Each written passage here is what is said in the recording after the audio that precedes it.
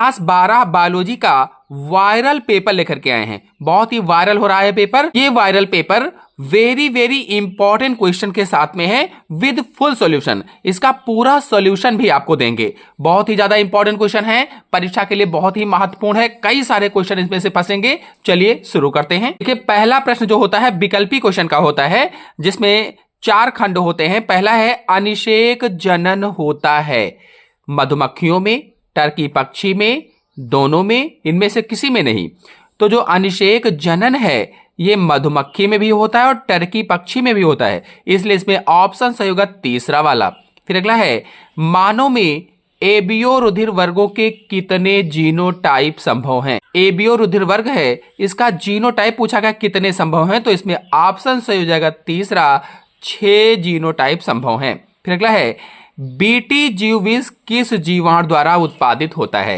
BT for bacillus thuringiensis, तो इसमें answer सही हो जाएगा दूसरा, बैसिलस थुरिंजिएंसिस नामक जीवाणु के द्वारा उत्पादित होता है। अगले क्वेश्चन पर आते हैं। फिर अगला क्वेश्चन है ऐसी पारस्परिक क्रिया जिसमें एक जाति को लाभ और दूसरी जाति को ना तो लाभ होता है ना ही हानि होती है, उसे क्या कहा जाता है। अंतरजातीय परजीविता, सहभोजिता, सहोपकारिता, स्पर्धा।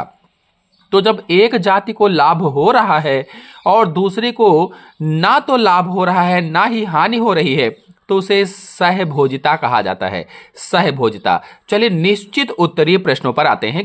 और इस निश्चित उत्तरीय क्वेश्चन में 5 खंड होते हैं एक एक नंबर के। पहला है लीडिंग कोशिकाओं द्वारा स्रावित या संश्लेषित वृषण हार्मोन का नाम लिखिए। तो लीडिंग कोशिकाओं के द्वारा टेस्टोस्टेरोन नामक हार्मोन स्रावित होता है। वृषण से जो वृषण होता है, जो टेस्टिस होती है, उसकी लीडिंग कोशिकाओं से टेस्टोस्टेरोन नामक हार्मोन स्रावित होता है। फिर अगला है उस फ्रांसीसी प्रकृति विज्ञानी का नाम लिखिए जिन्होंने कहा था कि जीव रूपों का विकास अंगों के उपयोग एवं अनुप्रयोग के कारण हुआ है। तो लैमार्क ने दिया था, जीन बैटिस्ट लैमार्क। फिर अगला है 2 बीजों के नाम लिखिए जिनमें बीज के परिपक्व होने से पूर्व भ्रूणपोष विकासशील भ्रूण द्वारा उपभोग कर लिया जाता है। तो मटर और मूंगफली हो जाएगा। फिर अगला क्वेश्चन है प्राकृतिक वर्ण का सिद्धांत किसने प्रतिपादित किया था। नेचुरल सिलेक्शन थ्योरी किसने दी थी। तो चार्ल्स रॉबर्ट डार्विन ने नेचुरल सिलेक्शन नामक थ्योरी प्रतिपादित की थी। अगले क्वेश्चन पर आते हैं। फिर दूसरे का आखिरी है भारत सरकार द्वारा पर्यावरण अधिनियम कब पारित किया गया था। तो भारत सरकार के द्वारा पर्यावरण अधिनियम सन 1986 में पारित किया गया था। फिर अति लघु उत्तरीय प्रश्न पर आते हैं, यानी कि जो 3 नंबर का क्वेश्चन होता है ये अति लघु उत्तरीय प्रश्नों का होता है, जिसमें 5 खंड होते हैं और 2-2 नंबर के होते हैं। तो पहला है सह प्रभाविता को उपयुक्त उदाहरण सहित समझाइए। सह प्रभाविता किसे कहा जाता है। तो देखिए इसमें जैसे लाल सांड था, लाल सांड और इधर सफेद गाय थी, दोनों के बीच में निषेचन करवाया गया था। चितकबरी संतान हुई थी, यानी बीच बीच में उसके लाल बाल भी थे, बीच बीच में सफेद बाल भी थे। इसने भी अपना प्रभाव दिखाया, इसने भी अपना प्रभाव दिखाया, यानी कि दोनों ने समान रूप से अपना प्रभाव दिखाया, इसलिए इसको सह प्रभाविता कहा था। कि सह प्रभाविता वह स्थिति है जिसमें किसी जीव में दोनों एलील अपना प्रभाव व्यक्त करते हैं। ये वाला एलील भी अपना प्रभाव व्यक्त कर रहा है, ये वाला एलील भी अपना प्रभाव व्यक्त कर रहा है। इसका उदाहरण AB रक्त समूह है। जहां देखिए मैंने यहां पर सांड और गाय वाला बताया था, अब इसमें उदाहरण AB रक्त समूह वाला बताया गया। बात वही है। IA-IB एलील दोनों ही समान रूप से व्यक्त होते हैं और व्यक्ति का रक्त समूह AB होता है। फिर अगला क्वेश्चन है प्राथमिक तथा द्वितीयक वाहित मल उपचार के बीच मुख्य अंतर क्या है। प्राथमिक और द्वितीयक कहा गया है। देखिए वाहित मल वाला जो क्वेश्चन है बहुत ही ज्यादा इंपॉर्टेंट है परीक्षा के दृष्टिकोण से, और इसमें केवल प्राथमिक और द्वितीयक वाहित मल उपचार में अंतर पूछा गया है।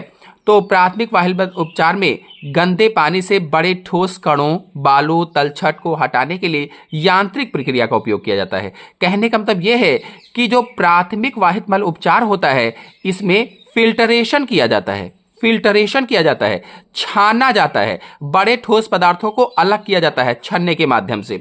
और जो द्वितीयक मल उपचार होता है इसमें सूक्ष्म जीवों की सहायता से ठोस पदार्थों को अपघटित करवाया जाता है। द्वितीयक मल उपचार में क्या होता है कि बैक्टीरिया और अन्य सूक्ष्म जीवों का उपयोग करके जैविक रूप से घुलनशील कार्बनिक पदार्थों को तोड़ा जाता है। जैविक रूप से यानी सूक्ष्म जीवों के द्वारा उनको अपघटित करवाया जाता है जिससे जल को अधिक स्वच्छ किया जा सके। तो ये दोनों में अंतर है। कहने का मतलब ये है कि प्राथमिक वाहित मल उपचार में बड़े बड़े कणों को छाना जाता है, ठोस पदार्थों को छाना जाता है, फिल्टरेशन किया जाता है, जबकि द्वितीयक वाहित मल उपचार में सूक्ष्म जीवों के द्वारा कुछ कार्बनिक पदार्थों को तोड़ा जाता है। फिर अगला क्वेश्चन है, यदि एक समुद्री मछली को आलवण जल की जल जीवशाला में रखा जाए तो क्या वह जीवित रह पाएगी? यानी एक समुद्री मछली है जो समुद्र में रहती थी, उसको आलवण जल की जल जीवशाला में रखा गया है, एक्वेरियम में रखा गया है। देखिए जो समुद्र की मछली है तो जो समुद्र होता है, समुद्र खारा होता है, लवणीय होता है, कह लीजिए लवणीय जल होता है समुद्र का, जबकि आलवण जल में रखा गया है यानी फ्रेश वाटर में रखा गया है। तो फ्रेश वाटर में रखने पर कहा गया है कि क्या वह जीवित रह पाएगी? तो नहीं जीवित रह पाएगी। समुद्री मछली आलवण जल में जीवित नहीं रह पाएगी। इसलिए नहीं रह पाएगी क्योंकि उसका शरीर नमक की सांद्रता के लिए अनुकूलित होता है। समुद्र में जो जल होता है वो खारा होता है, नमक अधिक होता है, तो नमक की सांद्रता के लिए अनुकूलित था। आलवण जल में रखे जाने पर मछली के शरीर में जल संतुलन गड़बड़ा जाएगा, ऑस्मोसिस क्रिया गड़बड़ा जाएगी, जिससे उसकी मृत्यु हो सकती है। फिर अगला क्वेश्चन है, वाटसन एवं क्रिक द्वारा प्रस्तुत द्विकुंडली डीएनए का मॉडल का नामांकित चित्र बनाइए। तो बहुत ही ज्यादा इंपॉर्टेंट है, यहाँ पर केवल चित्र ही पूछा गया है, इसकी संरचना भी पूछी जा सकती है। वेरी मोस्ट इंपॉर्टेंट है परीक्षा के दृष्टिकोण से। आइए इसका चित्र कैसे बनाएंगे आपको दिखाते हैं। तो देखिए इस तरह से पेंसिल की सहायता से वाटसन एंड क्रिक का द्विकुंडली मॉडल आपको बना देना है। ये इसमें दो पॉलीन्यूक्लियोटाइड चेन होती हैं, दोनों पॉलीन्यूक्लियोटाइड चेन एक दूसरे के प्रति समानांतर होती हैं। इनके बीच की दूरी जो व्यास होता है 20 एंगस्ट्रॉम होता है, आधी दूरी 10 एंगस्ट्रॉम होती है। एडेनिन हमेशा डबल बॉन्ड थायमिन से जुड़ता है, ग्वानिन हमेशा ट्रिपल बॉन्ड साइटोसिन से जुड़ता है। जहां पर गहरी खांच है उसे दीर्घ खांच या मेजर ग्रुप कहा जाता है, और जहां पर कम गहरी खांच है उसे माइनर खांच या लघु खांच कहा जाता है। और एक न्यूक्लियोटाइड से दूसरे न्यूक्लियोटाइड के बीच की दूरी 3.4 एंगस्ट्रॉम होती है। इस तरह से पूरा बना करके नामांकित करके बढ़िया अच्छे से लिखेंगे। फिर अगले क्वेश्चन पर आते हैं। फिर अगला क्वेश्चन है, मिलर के चिनगारी विमुक्त उपकरण का स्वच्छ नामांकित चित्र बनाइए। देखिए मिलर का, स्टैनली मिलर का जो प्रयोग था उन्होंने किस पर किया था? चिनगारी विमुक्त का स्वच्छ नामांकित चित्र बनाने के लिए कहा गया है। मैंने बनाना बताया हुआ है अपने चैनल में, आप लोग जाकर के देख सकते हैं। फिलहाल जल्दी से आपको दिखा देते हैं। देखिए स्टैनली मिलर का चिनगारी युक्त यह जो चित्र है, इसी चित्र को आपको बनाना होगा। यही चित्र वहां पर पूछा गया है, तो इस चित्र को आप शॉर्ट ले लीजिए और इसी तरह से बना दीजिए। अगर आप इसको बनाना सीखना चाहते हैं तो हमारे चैनल में वीडियो अपलोडेड है, आप लोग जाकर के इसको अच्छी तरीके से सीख लीजिए कि कैसे बनाएं। अब देखिए जो 4 नंबर का क्वेश्चन होता है, 4 नंबर, 5 नंबर और 6 नंबर, ये लघु उत्तरीय सभी प्रश्न होते हैं और इनमें कई खंड होते हैं जो सभी 3-3 नंबर के होते हैं। तो 4 का पहला है, त्रिशलन क्या है? यह कहां और कैसे संपन्न होता है? त्रिशलन में सम्मिलित न्यूक्लियाई के नाम लिखिए। देखिए हम आपको चित्र के माध्यम से इसको जल्दी से समझा देते हैं। यहाँ पर भ्रूणकोश बना लेते हैं। भ्रूणकोश में ऊपर ये कौन सी न्यूक्लियाई थे? ये प्रतिध्रुवीय कोशिकाएं थी। देखिए त्रिशलन में सम्मिलित न्यूक्लियाई के नाम, तो हम यहाँ नाम पहले बता दे रहे हैं। यहाँ पर द्विगुणित केंद्रक था, द्विगुणित केंद्रक था ये। यहाँ पर ये 2 सहायक कोशिकाएं थी, सहायक कोशिकाएं थी। यहाँ पर एक अंड कोशिका थी, अंड कोशिका थी। अब देखिए मान लेते हैं कि इधर से ये पराग नलिका पॉलन ट्यूब आई थी और ये 2 नरयुग्मक इसमें थे। दोनों नरयुग्मक जब भ्रूणकोश में स्वतंत्र हो जाते हैं तो एक नरयुग्मक अंड कोशिका से संलयन करता है। एक नरयुग्मक अंड कोशिका से संलयन करता है तो इसे निषेचन कहते हैं। ये निषेचन हो गया, इसे सत्य निषेचन कहा जाता है या ट्रू फर्टिलाइजेशन कहा जाता है। और फिर दूसरा वाला नरयुग्मक द्विगुणित केंद्रक से संलयन करता है तो इसे त्रिसंलयन कहा जाता है, त्रिसंलयन। और यह क्रिया कहाँ संपन्न होती है? तो यह क्रिया भ्रूणकोश के अंदर संपन्न होती। कैसे संपन्न होती मैंने समझा दिया। तो इस तरह से पूरा चित्र बनाकर आपको लिखना होगा। फिर अगला है, निम्नलिखित में अंतर स्पष्ट कीजिए, प्रत्येक का एक एक उदाहरण भी दीजिए।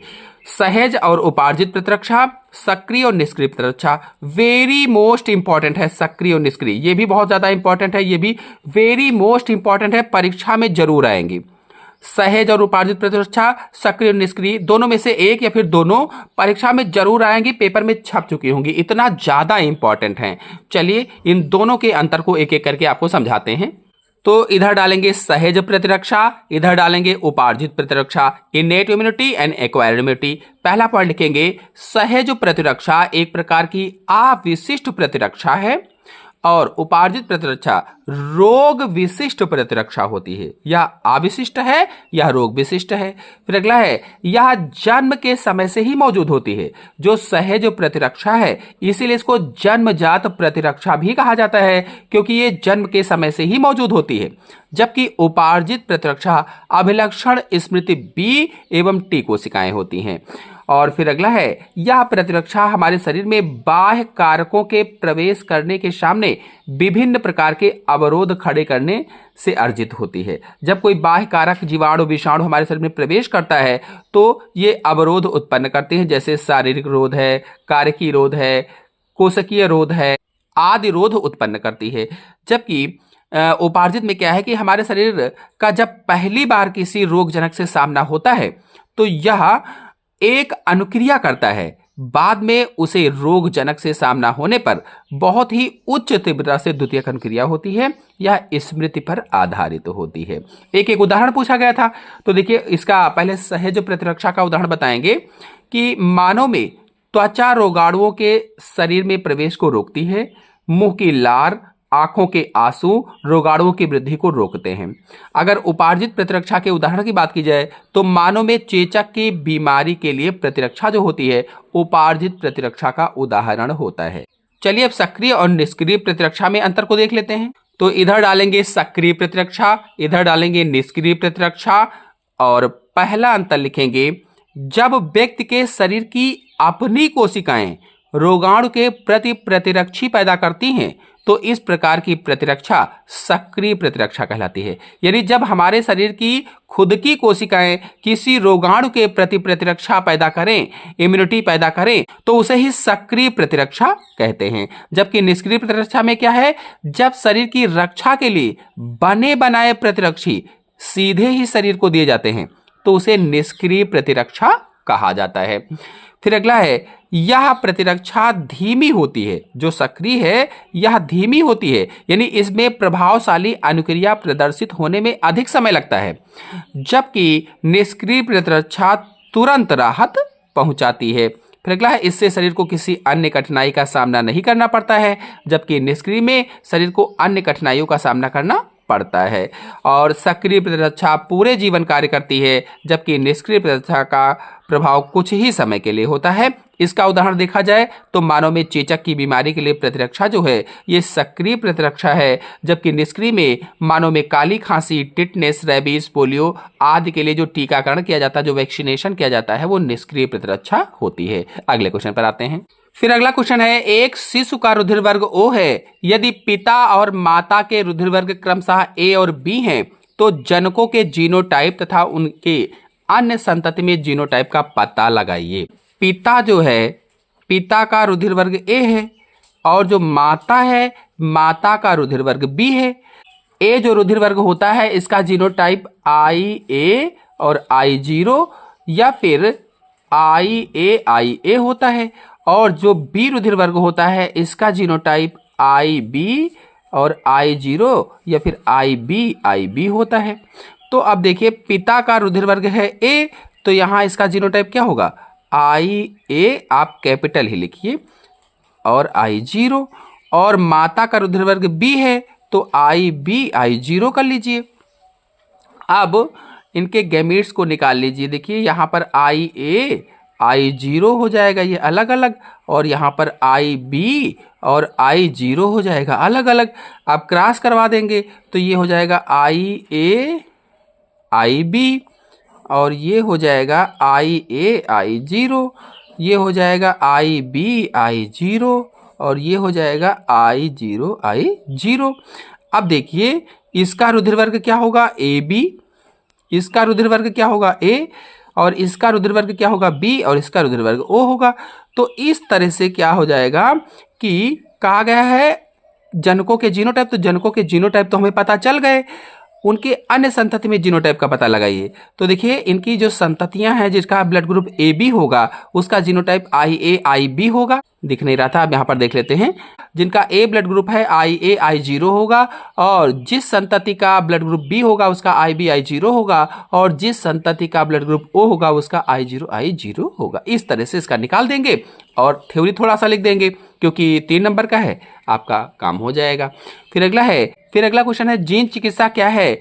एडिनोसिन डी एमिनेज की कमी का उदाहरण देते हुए इसकी सचित्र व्याख्या कीजिए। आइए दिखाते हैं। तो देखिए मैंने पूरा आंसर लिख कर रखा है, बिल्कुल ऐसे ही आपको परीक्षा में लिखना होगा। हेडिंग डालेंगे जीन चिकित्सा, क्योंकि पहले परिभाषा पूछी गई है, तो आप परिभाषा कई तरीके से बता सकते हैं। मैंने 2-3 प्रकार की परिभाषाएं यहाँ पर लिखी हुई हैं, जो आपको आसान लगे वो वहां पर बताइए। आनुवांशिक रोग से पीड़ित व्यक्ति के शरीर में त्रुटिपूर्ण जीन के स्थान पर सामान्य क्रियाशील जीन को प्रवेश कराने की विधि जीन चिकित्सा कहलाती है।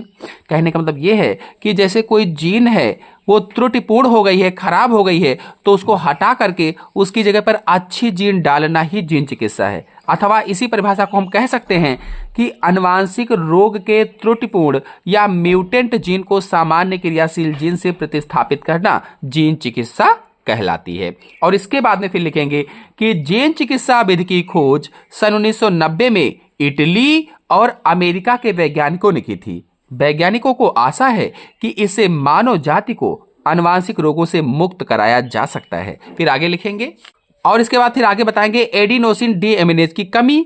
तो एंजाइम एडीए की कमी उपापचय की एक जन्मजात त्रुटि है। यह एंजाइम प्रतिरक्षा तंत्र के सामान्य क्रियाकलापों के लिए आवश्यक होता है। जीन चिकित्सा का प्रथम सफल प्रयास सन 1990 में एक 4 साल की बच्ची पर किया गया था। यह बच्ची एडिनोसिन डी एमिनेज एंजाइम की कमी से SCID रोग से पीड़ित थी। सामान्य क्रियाशील एडीए जीन को इस बच्ची की अस्थि मज्जा में प्रवेश कराया गया।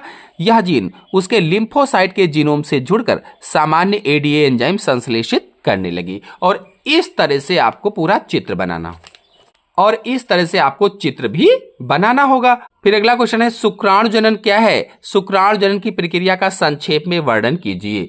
तो देखिए जो वृषण होता है, वृषण की जनन एपिथेलियम की जो कोशिकाएं होती हैं, जनन एपिथेलियम की कोशिकाओं से शुक्राणुओं के बनने की क्रिया शुक्राणु जनन कहलाता है।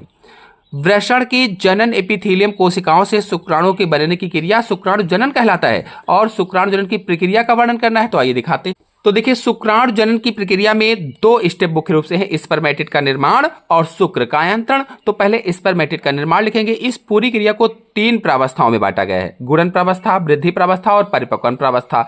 तो पहले गुणन प्रावस्था। जनन एपिथेलियम की जिन कोशिकाओं से शुक्राणु बनते हैं उनका आकार और केंद्रक जनन एपिथेलियम की अन्य कोशिकाओं की अपेक्षा बड़ा होता है। देखिए बड़ी होने लगती हैं। ये कोशिकाएं समसूत्री विभाजन द्वारा बार बार विभाजित होकर शुक्राणु जनक या स्पर्मेटोगोनिया बनाती हैं। ये क्या है? शुक्राणु जनक कोशिका या स्पर्मेटोगोनिया होती है। ये कोशिकाएं द्विगुणित होती हैं। सभी कोशिकाएं क्या हैं? 2n है, द्विगुणित होती हैं। अब ये गुणन प्रावस्था हो गई इतनी। इसके बाद में वृद्धि प्रावस्था हेडिंग डालेंगे, ग्रोथ फेज। तो ये जो यहां से है, यहां से ग्रोथ फेज शुरू हो गया है। और वृद्धि प्रावस्था में क्या लिखेंगे? और फिर वृद्धि प्रावस्था में लिखेंगे कि अब शुक्राणु जनक पोषक पदार्थ एकत्रित करके आकार में काफी बड़े हो जाते हैं। देखिए पोषक पदार्थ एकत्रित कर लिया और आकार में काफी बड़े हो जाते हैं। तब इन कोशिकाओं को प्राथमिक स्पर्मेटोसाइड कहते हैं। प्राथमिक स्पर्मेटोसाइड या प्राथमिक शुक्र कोशिका कहा जाता है। ये भी द्विगुणित होती हैं। ये भी क्या है? द्विगुणित है, 2n है। फिर डालेंगे परिपक्वन प्रावस्था। तो मेचुरेशन फेज में क्या है? प्राथमिक स्पर्मेटोसाइड से अर्धसूत्री विभाजन द्वारा द्वितीयक स्पर्मेटोसाइड बनती है। जो प्राथमिक स्पर्मेटोसाइड है इससे द्वितीयक स्पर्मेटोसाइड का निर्माण होता है या सेकेंडरी स्पर्मेटोसाइड का निर्माण होता है। और फिर द्वितीयक अर्धसूत्री विभाजन होता है जिससे स्पर्मेटिड बनते हैं। और फिर अर्धसूत्री विभाजन के बाद में कोशिकाओं की संख्या आधी रह जाती है और स्पर्मेटिड का निर्माण हो गया। देखिए n कोशिकाओं की संख्या रह गई है, आधी रह गई है। फिर डालेंगे शुक्र कायांतरण। तो स्पर्मेटिड से शुक्राणु बनने की क्रिया शुक्र कायांतरण कहलाती है। जो स्पर्मेटिड थे इनसे शुक्राणुओं के बनने की क्रिया ही शुक्र कायांतरण कहलाती है। और इस क्रिया में होता क्या है? तो जो सेंट्रियोल था कोशिका के अंदर वो फ्लैजिलम बनाता है। सेंट्रियोल से फ्लैजिलम का निर्माण होता है। जो गाल्जी काय था कोशिका के अंदर स्पर्मेटिक कोशिका में वो एक्रोसोम का निर्माण करता है, और जो माइटोकॉन्ड्रिया थी वो गर्दन में आकर के सर्पिलाकार अवस्था में आ जाती है। तो इस तरह से शुक्राणु हो जाएगा। आइए अगले क्वेश्चन पर आते हैं। फिर अगला क्वेश्चन है खा निम्नलिखित को उदाहरण सहित समझाइए। सह प्रभाविता, अपूर्ण प्रभाविता। अब देखिए सह प्रभाविता को देख लेते हैं। देखिए जैसे लाल सांड था और सफेद गाय थी, दोनों के बीच में क्रॉस करवाया गया, तो क्रॉस करवाने पर यहां चितकबरी संतान हुई इनकी। यानी कि लाल मवेशी था और सफेद मवेशी था, दोनों के बीच में क्रॉस जब कराया गया तो यहां पर चितकबरा मवेशी उत्पन्न हुआ। देखिए यहां पर बालों को लेकर के सह प्रभाविता दिखाया गया है। बालों को, तो लाल बाल वाला मवेशी था, इधर सफेद बाल वाला मवेशी था, दोनों के बीच में क्रॉस करवाया गया, तो यहां पर जो संतान हुई उसके बीच बीच में लाल बाल भी थे और बीच बीच में सफेद बाल भी थे। यानी दोनों सह प्रभावी हुए, दोनों समान रूप से सह प्रभावी हुए। इसी को सह प्रभाविता कहा जाता है। और इसको अच्छी तरीके से समझना चाहते हैं तो हमारे चैनल में अपलोडेड है, डिस्क्रिप्शन में लिंक है, आप लोग वहां से जाकर के इसको अच्छी तरीके से समझ सकते हैं। फिर अगला है अपूर्ण प्रभाविता। तो इसमें देखिए लाल फूल था, लाल फूल और सफेद फूल था। अपूर्ण प्रभाविता में कार्ल कोरिन्स ने लाल फूल लिया था और सफेद फूल लिया था, और इन दोनों के बीच में क्रॉस करवाया था, तो यहां पर इनको गुलाबी फूल दिखा। प्रथम पीढ़ी में गुलाबी फूल प्रकट हुआ, ना तो इसने अपना प्रभाव दिखाया ना तो इसने अपना प्रभाव दिखाया, बल्कि यहां पर गुलाबी फूल हो गया। इसे अपूर्ण प्रभाविता कहा था। तो इस तरह से दोनों को डिटेल से आपको समझाना होगा। इन दोनों की लिंक मैंने डिस्क्रिप्शन में दे दी है, या फिर आप हमारे चैनल से जाकर के देख सकते हैं, या फिर आप यूट्यूब में सर्च करना सह प्रभाविता बायोलॉजी साइंसेस के आ जाएगा, या फिर आप यूट्यूब में सर्च करना अपूर्ण प्रभाविता बायोलॉजी साइंसेस के आ जाएगा। फिर अगले क्वेश्चन पर आते हैं। जेल इलेक्ट्रोफोरेसिस से आप क्या समझते हैं? ये जो जेल इलेक्ट्रोफोरेसिस है, ये जब रिस्ट्रिक्शन एंजाइम की सहायता से डीएनए को कट किया जाता है, तो जो कट किए हुए डीएनए खंड होते हैं वो छोटे बड़े खंड आ जाते हैं, और उन छोटे बड़े खंडों को पृथक करना या उन छोटे बड़े खंडों से उस वांछित जीन को पहचानने का तरीका ही जेल इलेक्ट्रोफोरेसिस कहलाता है, एक तरह से कह लीजिए। या छोटे बड़े खंडों को अलग अलग करने की तकनीक ही क्या कहलाती है? जेल इलेक्ट्रोफोरेसिस कहलाती है। और इसमें क्या जाता है कि इसमें एगारोज जेल का प्रयोग किया जाता है, एगारोज जेल का प्रयोग किया जाता है, और ये समुद्री शैवाल जो एगार होती है उसी से एगारोज जेल प्राप्त किया जाता है। और इस जेल का कार्य ये होता है कि जो डीएनए खंड हैं उनको आसानी से खिसका सके। तो इसमें होता क्या है, जब इसको शुरू करते हैं प्रक्रिया को, प्रोसेस को, यहाँ बेल में भर करके उस मटेरियल को, तो जो बड़े खंड होते हैं वो पहले ही रह जाते हैं और छोटे खंड दूर तक चले जाते हैं। तो इस तरह से ये हो जाएगा।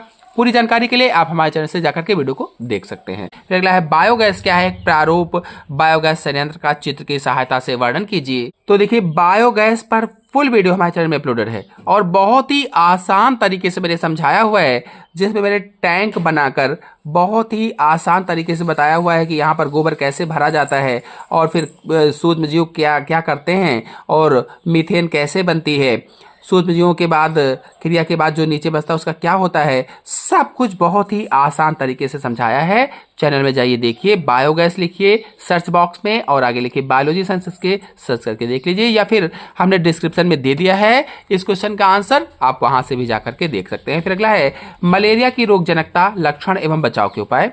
मलेरिया की रोगजनकता यानी कि जो मलेरिया है ये कैसे हो जाता है, ये रोग कैसे फैलता है, रोगजनक इसका कौन है? तो प्लाज्मोडियम रोगजनक होता है। प्लाज्मोडियम जो संघ प्रोटोजोआ का जंतु होता है, सूक्ष्म जंतु होता है, और इसी के कारण मलेरिया बुखार आता है। अगर मलेरिया हो गया तो उसके लक्षण कौन कौन से दिखेंगे और उससे कैसे बचा जाएगा, संपूर्ण जानकारी हमारे चैनल में अपलोडेड है, आप लोग जाकर के देख सकते हैं। फिर अगला है निम्नलिखित पर संक्षिप्त टिप्पणी लिखिए। परजीविता और सहोपकारिता वेरी मोस्ट इंपॉर्टेंट है, परीक्षा में जरूर आएगा। परजीविता, तो इसमें देखिए जो दो जीव होते हैं, एक जीव दूसरे जीव पर रहकर अपना जीवन जीता है, जिसमें एक जीव का लाभ होता है दूसरे की हानि होती है। जो परजीवी होता है उसका लाभ होता है और जो पोषी होता है उसकी हानि होती है। तो इस तरह से हो जाएगा। सहोपकारिता में क्या है कि इसमें दो जीवधारी रहते हैं साथ साथ और दोनों भोजन बनाने के लिए, स्थान रहने के लिए, स्थान के लिए, हर चीज़ के लिए आपस में एक दूसरे की सहायता करते हैं, हेल्प करते हैं और दोनों एक दूसरे के बिना नहीं रह सकते हैं। इसमें किसी की भी हानि नहीं होती है, दोनों का लाभ होता है और एक अगर जीवित रह रहता है तो दूसरा भी जीवित नहीं रहता है। तो कुल मिलाकर के इसमें उदाहरण बता दें कि लाइकेन व साइकस की प्रवाला भी जड़े हो जाएगा। तो अगले क्वेश्चन पर आते हैं। फिर अगला क्वेश्चन है, सूक्ष्म जीवों का प्रयोग रासायनिक उर्वरकों तथा पीड़कनाशियों के प्रयोग को कम करने के लिए भी किया जाता है। इस कथन की पुष्टि कीजिए।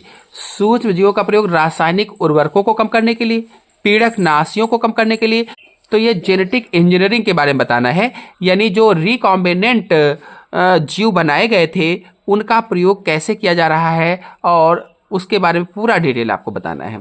फिर अगला है, प्रतिबंधन एंजाइम क्या है, इसके क्या कार्य हैं। तो प्रतिबंधन एंडोन्यूक्लियस एंजाइम को आणविक कैंची भी कहा जाता है। ये डीएनए को स्पेसिफिक प्लेसेस से कट लगाता है। इस पर हमारे चैनल में वीडियो अपलोडेड है, आप लोग जाकर के देख सकते हैं, डिस्क्रिप्शन में लिंक भी है। विस्तृत उत्तरीय प्रश्नों पर आते हैं। तो पहला है, मनुष्य के मादा जनन तंत्र का नामांकित चित्रों की सहायता से वर्णन कीजिए। देखिए, जो मनुष्य के मादा जनन तंत्र होता है, इस तरह से आप चित्र बनाइएगा और लिखिएगा मादा जनन तंत्र में निम्नलिखित अंग होते हैं। नंबर 1 डालना अंडाशय, नंबर 2 अंडवाहिनी, नंबर 3 गर्भाशय, नंबर 4 योनि और 5वें पर डालना सहायक जनन ग्रंथियां। फिर अंडाशय बताना कि ये 2 होते हैं और गर्भाशय के दोनों तरफ स्थित होते हैं, बादाम की आकृति के होते हैं और इनसे प्रोजेस्टेरॉन व एस्ट्रोजन नामक हार्मोन स्रावित होते हैं और अंडाशय से अंडे का निर्माण होता है। फिर डालेंगे अंडवाहिनी, बताएंगे ये भी 2 होती हैं और अंडवाहिनी में ही निषेचन की क्रिया होती है और अंडवाहिनी के एम्पुला में आप बता सकते हैं निषेचन की क्रिया होती है और अंडवाहिनी एक तरफ झालर के द्वारा अंडाशय से लगभग में जुड़ी हुई होती है और दूसरी तरफ गर्भाशय से जुड़ी हुई होती है। गर्भाशय की तरफ वाला भाग थोड़ा सा कीपनुमा चौड़ा होता है। फिर डालेंगे गर्भाशय, इसके बारे में लिखेंगे, यौन के बारे में और सहायक जनन ग्रंथियों के बारे में। इस तरह से पूरा डिटेल हमारे चैनल में अपलोडेड है, आप लोग जाकर के अच्छी तरीके से समझ सकते हैं। फिर अगला है, परागण क्या है, पुष्पी पात्मों में होने वाले विभिन्न प्रकार के परागण का वर्णन कीजिए।